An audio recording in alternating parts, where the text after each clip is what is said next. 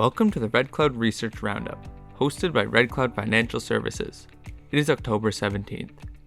This week from the Red Cloud Securities Research Team, mining analyst Timothy Lee, Koby Kushner, and Taylor Combaluzier are joining us to discuss the major events in their coverage universes. This includes news from Churchill Resources, EnviroGold Global, and Graycliff Exploration. Tim, why don't you kick us off? Hello, and thank you for the warm welcome. This week I will talk about Churchill Resources, that's CRI on the TSX Venture Exchange. Churchill is a Red Cloud investment banking client, and Red Cloud owns shares.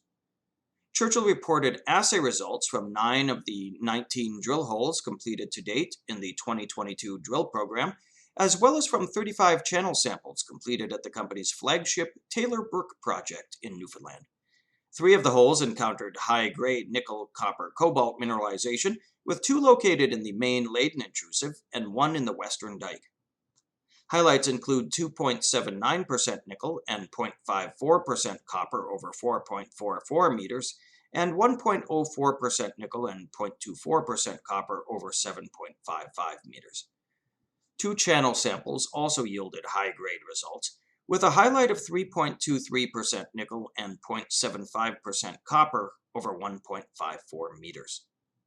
Overall, these are positive results, and the best drilling results yet for Churchill.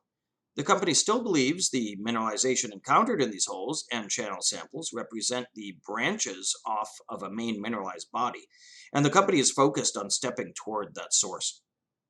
Assays are pending for 10 additional holes. Drilling is currently halted while the company conducts further evaluation work to guide future programs. This includes geophysics and soil sampling. Koby, over to you. Thanks, Tim. Today I want to discuss EnviroGold Global. That's NVRO on the CSE, and this is a Red Cloud banking client. EnviroGold Global is a company focused on processing, or rather, reprocessing mine tailings. Its flagship project is the Helier Tailings Project in Tasmania, Australia. The company recently announced a PEA for the reprocessing of these tailings using EnviroGold's proprietary technology that was designed for refractory VMS ore. The study contemplates initial production at 500 tons per day and eventually ramping up to 3,500 tons per day. It includes an updated resource estimate of 9 million tons of tailings, which translates to an 8-year project life. Grades are 2.3 grams per ton gold, 59 grams a ton silver, 1.45% lead, a little over 1% zinc, and some copper. While these might be, low grade compared to, say, an underground mine, this is actually quite high grade for mine tailings. These high grades are expected to translate into better margins, especially considering that tailings on surface are a lot easier to move than in situ hard rock that's underground. These margins are reflected in the cost, so the PEA calls for total OPEX of $80 a ton US. Initial CapEx is $92 million US. The economics are quite attractive in our view. Net after-tax cash flows total US $350 million, post-tax NPV of $175 million US, IRR of 66%. The company is planning to do a 30-day pilot program using its proprietary technology ahead of production in 2023. Helier is the company's flagship asset, and we expect it to be the first of its 8 pipeline tailings projects to go into production, although we do model production coming in 2024, which is later than the company expects. EnviroGold does not own the asset outright. Rather, it owns the tailings reprocessing rights. A definitive agreement is in place with the owner for EnviroGold to be entitled to 50% of the pre-tax cash flows up to US $24 million a year and 65% thereafter. And by year end, we are expecting to hear some news about one of the company's other pipeline projects. Taylor, I believe you had some drill results that you wanted to discuss. Thanks, Koby. This week I'll be speaking about Graycliff Exploration. We have a buy speculative rating and no target price. Graycliff is a Red Cloud banking client.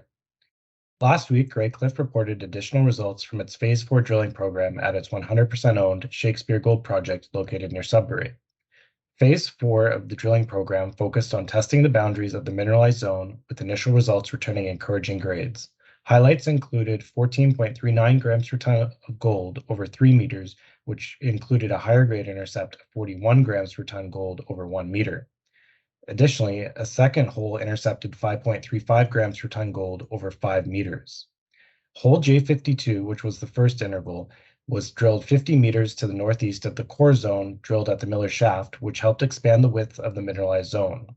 The company also indicated it plans to complete additional metallurgical holes to collect material for preliminary metallurgical test work. This marks an important de-risking step, and the metallurgical results are expected to feed into a maiden resource planned for 2023. In our view, Graycliff continues to deliver positive drilling results, and it continues to further define high-grade gold mineralization around the Miller Shaft. We also believe that significant potential exists in other parts of the project given its favorable geology and scale.